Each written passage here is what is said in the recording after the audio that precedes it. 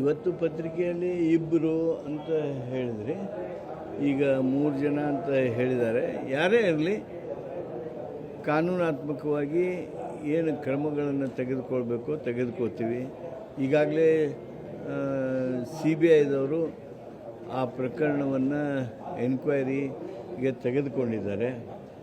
ಏನು ತನಿಖೆ ನಡೀತದೆ, ಯಾರು ತಪ್ಪಿತಸ್ಥರದಾರ ತಪ್ಪಿತಸ್ಥರ ಮೇಲೆ ಕ್ರಮ ಆಗ್ತದೆ.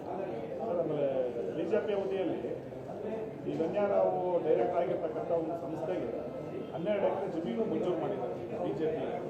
ಹಾಗಾಗಿ ಅವರನ್ನು ಕೂಡ ಪಾಲ್ದಾರಿದ್ದಾರೆ ಅಂತ ನಿಮ್ಮ ನಾಯಕರು ಈಗ ಆರೋಪ ಮಾಡ್ತಿದ್ದಾರೆ ಬಿಜೆಪಿ. ಅಲ್ಲ, ನಾನು ಯಾರ ಮೇಲೆ ಆರೋಪ ಮಾಡೋಕ್ಕೆ ಹೋಗೋದಿಲ್ಲ. ಈ ಒಂದು ಏನು ಸ್ಮಗ್ಲಿಂಗ್ ಆಗಿದೆ, ಈ ಸ್ಮಗ್ಲಿಂಗ್ನಲ್ಲಿ ಯಾರು ಕಾರಣರೋ ಅವ್ರ ಮೇಲೆ ಕ್ರಮ ಆಗಬೇಕು. ಕಾನೂನಾತ್ಮಕವಾಗಿ ತನಿಖೆಯ ನಂತರ ಕ್ರಮ ಮಾಡೋದಕ್ಕೆ ಸರ್ಕಾರ ಮುಂದಾಗ್ತದೆ. ಕೊಪ್ಪಳದ ಗ್ಯಾಂಗ್ ರೇಪ್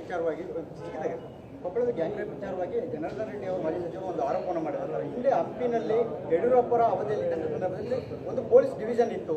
ಅವರು ಆದ ನಂತರ ಮುಂದಿನ ಸರ್ಕಾರ ಬಂದ ಸಂದರ್ಭದಲ್ಲಿ ಆ ಪೊಲೀಸ್ ಡಿವಿಷನ್ ಅನ್ನು ಬೇರೆ ಕಡೆ ಸ್ಥಳಾಂತರ ಮಾಡಿದ್ದಾರೆ. ಹಂಗಾಗಿ ಅಲ್ಲಿ ರಕ್ಷಣೆ ಇಲ್ಲ, ಏನಿಲ್ಲ, ಪೊಲೀಸ್ ಆಕ್ಟಿವಿಟೀಸ್ ಇಲ್ಲ, ಅಂದರೆ ಎಲ್ಲೊಂದು ಕಡೆ ರಕ್ಷಣೆಗೆ ಪೊಲೀಸ್ನವರೇ ಇಲ್ಲ ಅಲ್ಲಿ ಅಂತಕ್ಕಂಥದ್ದು ಸ್ಥಳೀಯವಾಗಿ.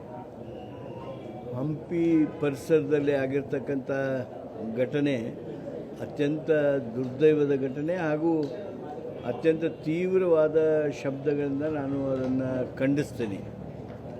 ಯಾರು ಈ ಘಟನೆಗೆ ಕಾರಣಕರ್ತರು ಅವರನ್ನು ತಕ್ಷಣ ಹಿಡಿದು ಏನು ಕಾನೂನಾತ್ಮಕ ಉಗ್ರವಾದ ಕ್ರಮ ಸಾಧ್ಯವೋ ಆ ಕ್ರಮವನ್ನು ತೆಗೆದುಕೋತೀವಿ.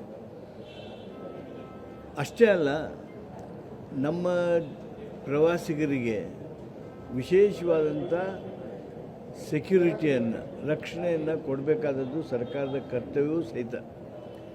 ಈಗೇನು ನಮ್ಮ ಸೆಕ್ಯುರಿಟಿ ಮೇಜರ್ಸ್ ಇವೆ, ಸೆಕ್ಯುರಿಟಿ ಪ್ಯಾರಾಮೀಟರ್ಸ್ ಇವೆ, ಅವೆಲ್ಲವುಗಳನ್ನು ಮತ್ತೆ ನಾವು ಗಮನಿಸಬೇಕೆ. ಇಂಥ ಘಟನೆಗಳಾದಾಗ ನಮಗೆ ಹಲವಾರು ವಿಚಾರಗಳು ಬರ್ತಾವೆ. ಆದ್ದರಿಂದ ನಾನು ಸನ್ಮಾನ್ಯ ಗೃಹ ಸಚಿವರ ಜೊತೆಗೆ ಚರ್ಚೆ ಮಾಡಿ ವಿಶೇಷವಾದ ಏನು ಮೇಜರ್ಸ್ಗಳನ್ನು, ಕ್ರಮಗಳನ್ನು ಕೈಗೊಳ್ಳಬೇಕು ಅನ್ನೋದ್ರ ಬಗ್ಗೆ ರಾಜ್ಯ ಸರ್ಕಾರ ಬಹುಬೇಗ ನಿರ್ಣಯಿಸ್ತದೆ.